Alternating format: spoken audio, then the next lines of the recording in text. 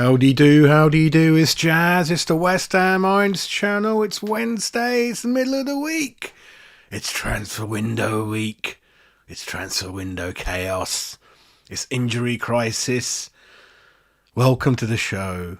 Shit hits the fan at West Ham. Squad weakness is finally highlighted. What I've been saying for many months now, that we've been fairly injury free, and we were still complaining, and we still had issues with hardly any injuries. And then Antonio got injured, but he was shit anyway. We virtually had no injuries. We didn't have many the year before that, and it's happened, isn't it? It's happened. We've got a fair few injuries in and around the club, few players off in the AFCON, which incidentally doesn't even start till next week, or next Monday. So it's been, AFCON to me always seems to be a tournament very, very badly organised. Last tournament, if you remember, there's hardly any goals. I think it was Senegal 0, Egypt 0 in the final or something, and Salah won it on penalties against Mane, or the other way around. I forgot who won it out the others.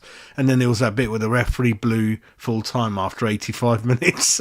The pitches have hardly got any grass on them. It's every 2 years. It comes around so quick.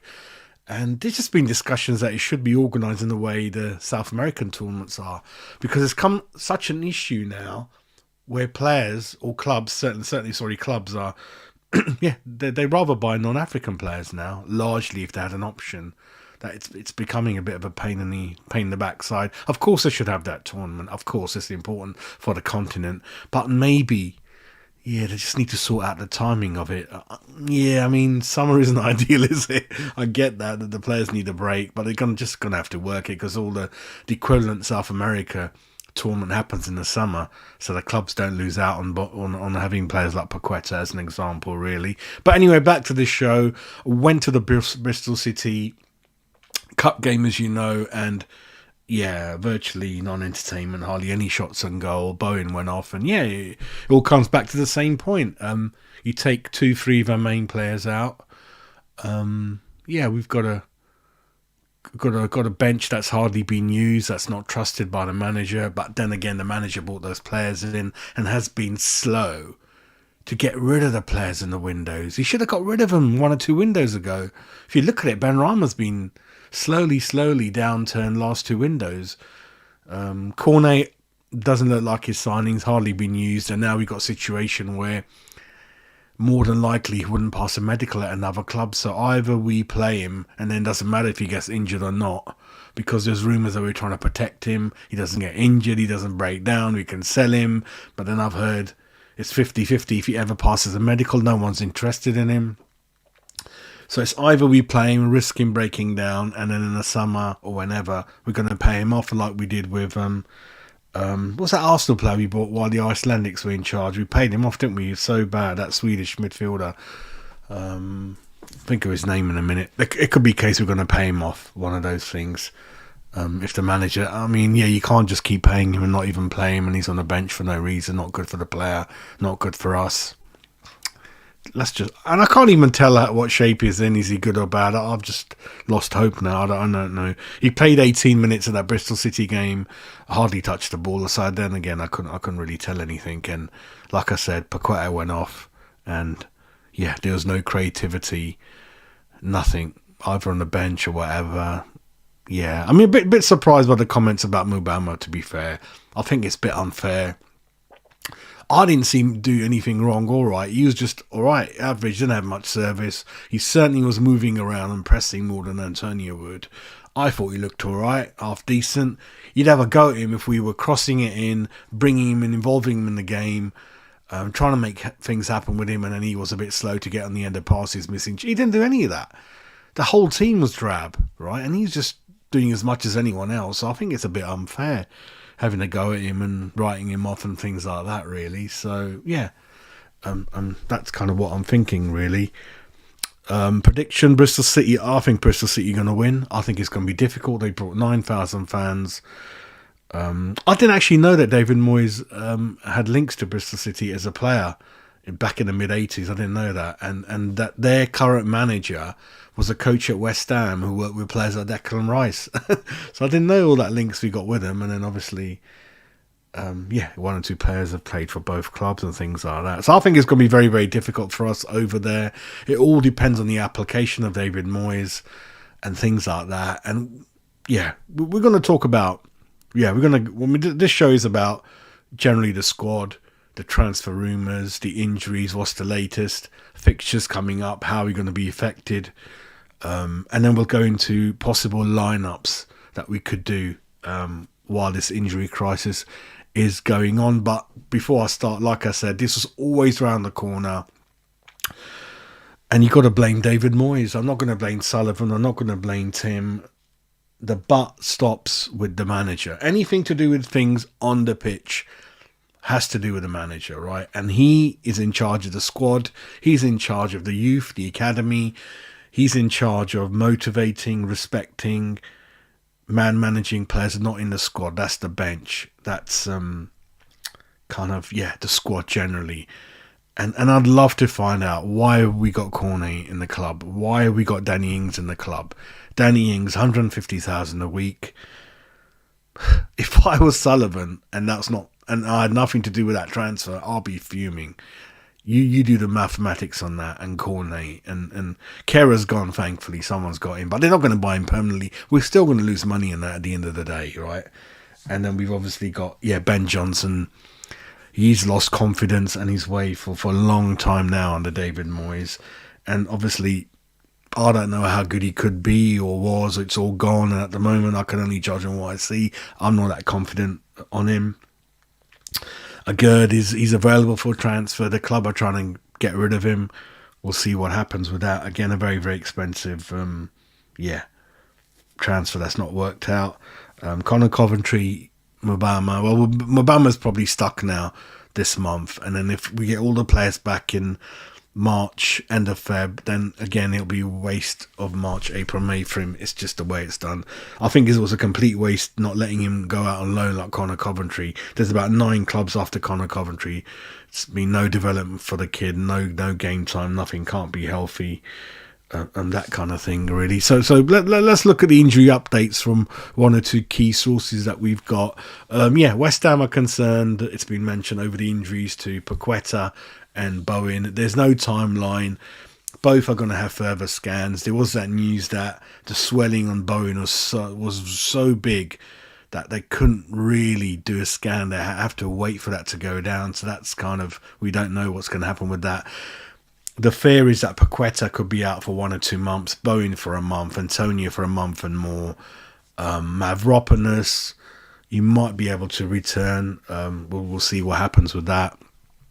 The transfer team have been told to step up the drive to get players in quickly, and it was interesting to note that the club chairman David Sullivan was at the under-21s game yesterday. Just seeing what's going on, a bit more hands-on, because we're told that Sullivan doesn't leave his house hardly, that kind of thing. So let's see what goes on. Lingard is being linked again. Jesse Lingard, I'm just sick of it now. I mean, he didn't really pass any tests to join Gerrard in Saudi. It was that bad, and again he's training in Dubai with Pablo Fornals. I don't know what's going on with that. He's player and agent again considering a case. It's just, that thing just doesn't go away, the Lingard thing, and he's unable to ever find a club, and he's always linked with us, which is bit of a thing really. Transfer rumours. Bergwijn, we have reached out to Ajax about Bergwijn, got a good relationship with Ajax. He's their captain, 26, plays largely on that left wing, which is a problem for us, and can play up front. Only 26, built like a tank, rapid, very fast, got a good finish on him, a very bright player, very strong player. I would love to have him at West Ham. He's their captain, like I said. They don't want to let go of him easily, so we'll see what happens with that. But at the moment, Ajax are not really encouraging any move for him as it happens, really. We're also linked with the Sunderland winger, Jack Clark. I don't know much about him. Apparently, he didn't have a very good game at Newcastle, and he might not be physical strong enough for the Moisey type of player that he likes, really. So that one is not really going anywhere for now. And then Ben Rama, yeah, just trying to get rid of him, like I mentioned. In terms of fixtures coming up, everyone, just let you know, the Bristol City away replay is next Tuesday, 7:45. That's live on BBC. So, like, a lot of you won't be going there. That's live on terrestrial TV, BBC, Tuesday, 16th of Jan, 7:45. Bristol City against West Ham. The winners will play Blackpool or Nottingham Forest at home. Again, a good draw, but I'll just go back to my gut instinct. I think it's going to be hard for us to get this one over the line. With respect to Bristol City, we should have really coped better than we did with Paqueta going off, and I think we were well ahead of Bristol City in terms of touches and movement, and you could see the levels, but we messed it up, as you know, and maybe lucky to get away with a draw at the end the way it was looking. Sheffield United away, Sunday the 21st, and then we are home to Bournemouth after that. So again, it's a bit of a break. So 21st January, then don't play until 1st of Feb. Away to Sheffield United, home to Bournemouth, away to Bristol City. The key is 4th of Feb, away to Man United, 11th of Feb, home to Arsenal. Bit of a mishmash. We'll see what happens. Yeah, easy fixtures at the beginning, and then if we can get people back for the Man United clash, 4th of Feb, that'll be good, but too soon to say. Why was Paqueta risked at Bristol City? I ain't got a clue. All I've been told is that he looked good in training, and then the medical people said to David Moyes, you can play him. And he did look fucking good before he went down anyway, really. Europa, yeah, a lot of people have been asking about the Europa knockout draw. At the moment, we're looking forward to the playoffs, the Europa playoff games. First leg, 15th of February. Second leg's a week after that, and then the draw, I believe the draw's going to be around early February then. Sorry. Actually, no, ages to go, yeah, isn't it? So the first leg of the playoff, 15th of Feb, then I'm assuming the second leg is the second week. So you're looking at the last week of February before the draw's made for when we enter. So long way to go, yeah. And then, yeah, obviously the Champions League clubs are in there. Milan, you've got Sporting Lisbon, Galatasaray final, Roma, Marseille, Shakhtar Donetsk, Benfica. So a lot more juicy clubs and ties, probabilities for West Ham when the draw is done. Just seeing if I can get the exact date for the draw of the knockout. Not yet, no, I don't know. But yeah, we've got about a month to wait until the draw's done regarding that. Apart from that, yeah, just wanted to reiterate again, there's only 2 windows. A lot of clubs need players. Arsenal, blah, blah, blah. Tottenham got Werner on loan, 15 million. Think what you will of that. I don't believe this. You can't do that. You can't do this. I don't believe in that shit. I don't believe in it. I don't give a fuck. You should do... Okay, if you think you can't do nothing in January window, you need to pull your socks up in the summer, West Ham United. And that means that you don't do nothing for fucking 80% of the beginning of the window. Then you run around last 2 weeks. Then you get a lot of signings over the line. Looks good. Okay, right?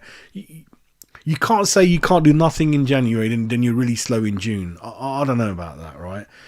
Clubs need to figure out a plan. Either they're prepared to pay a little bit over the top to get their first request in early and that kind of thing, and then you can offload later. We seem to offload first, and then we're not sure if we want to pay the right money, and then it goes on and on and on and on, and we pick up some people that originally were not on our list. Yeah, I don't know. But then even if the windows don't open for that 2-3 months, if you're a scout, you work all year round, you plan. So as soon as that summer window closes for me, keep tabs of some players and then give it a couple of months, because you don't know how the new players are going to settle in and which good players are not going to injuries, that kind of thing. So certainly by October, you need to start tapping up players, speaking to the other clubs, finding out what kind of money they want, go back to the board, find out, what's going on. You need to move quick, and we are, 10th of Jan, aren't we? We got rid of Kehrer, and we can see the injuries that are happening, and we're lucky that, we got a little bit of a break from the league. We're sitting 6th, which is good. It's not desperate. We've got a reasonable amount of points in the bag. Imagine if we're in the bottom 5, bottom 6, it wouldn't be looking that good with missing our major players, really. So I'm hoping that the club have realised how urgent it is and need to pull their finger out their backside and get some deals done, especially the loan market, really. Get some people out the squad. It's that desperate. Just get them out on loan. Just get them out. There's no point in them just sitting on the bench. Things like that, really. In terms of what can we do next couple of games, what team can we play? Let me just share my screen with you guys, and I'm going to give you two scenarios, 2 probabilities, and perhaps how we can set up during this injury crisis that we're seeing, really. So I'm hoping that you can kind of see that. Let me see if I can zoom in a bit more for you guys, and let me just zoom in a bit more. So hopefully, let me see if that's a bit better. There we go. So this is one thing that we can do is let's go back to my no nonsense traditional favoured 4-4-2 for now and see how we do. One thing we cannot do, there's no way we can play Danny Ings by himself, and I don't even fancy Mubama playing by himself. It's a big ask for someone who's just getting into the team, trying to prove a point. We all get that feeling that people on the bench, people in and around the team, in the academy, they don't have the David Moyes confidence. There's no relationship there. He doesn't exactly pat them on the back on the pitch. He doesn't cuddle them. He doesn't put his arm around them. I don't get that feeling from him. So if you're Benrahma, you look pretty miserable sitting there. You look miserable when you're taken off. There doesn't seem that camaraderie that Klopp has with his players or things like that. And that doesn't help. And what doesn't help is when you fucking thrown in at the shit end, at the deep end, right?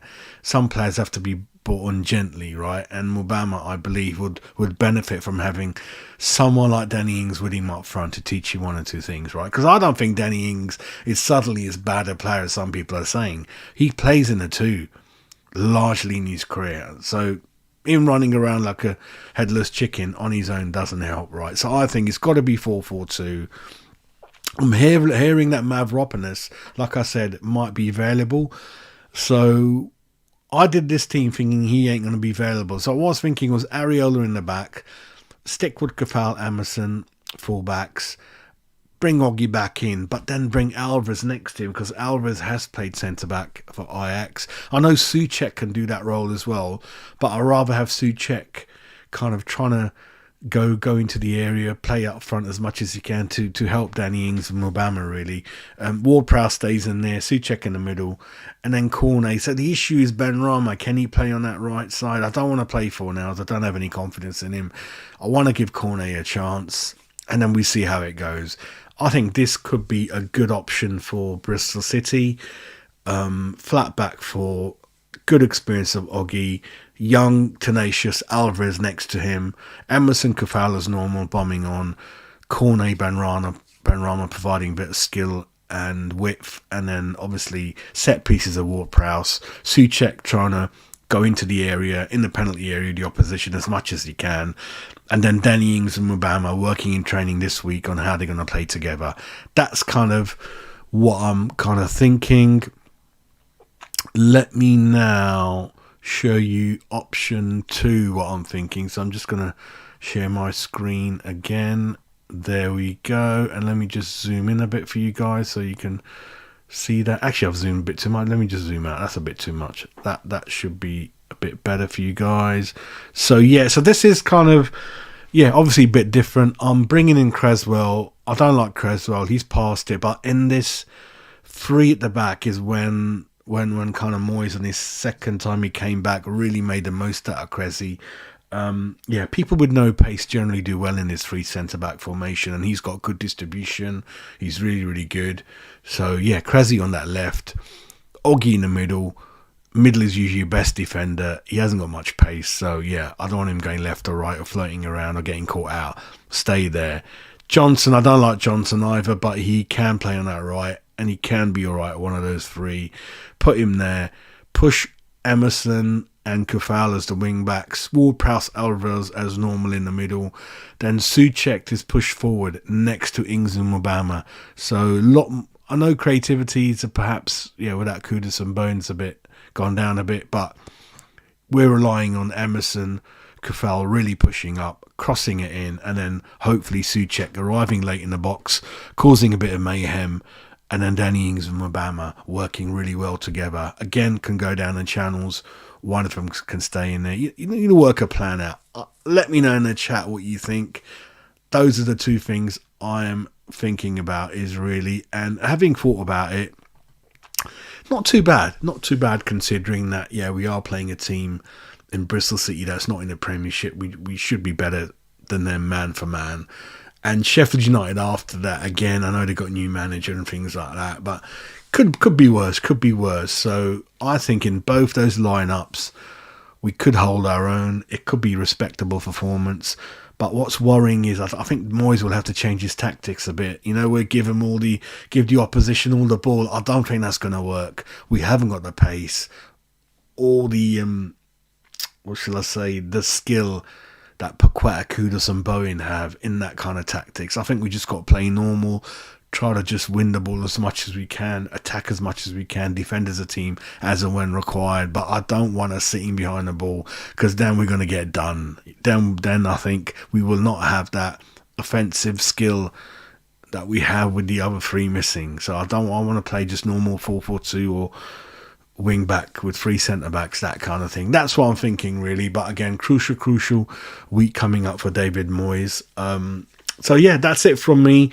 Summarising, we knew this was going to happen. The squad was always shit. You can go back to my shows in December, November.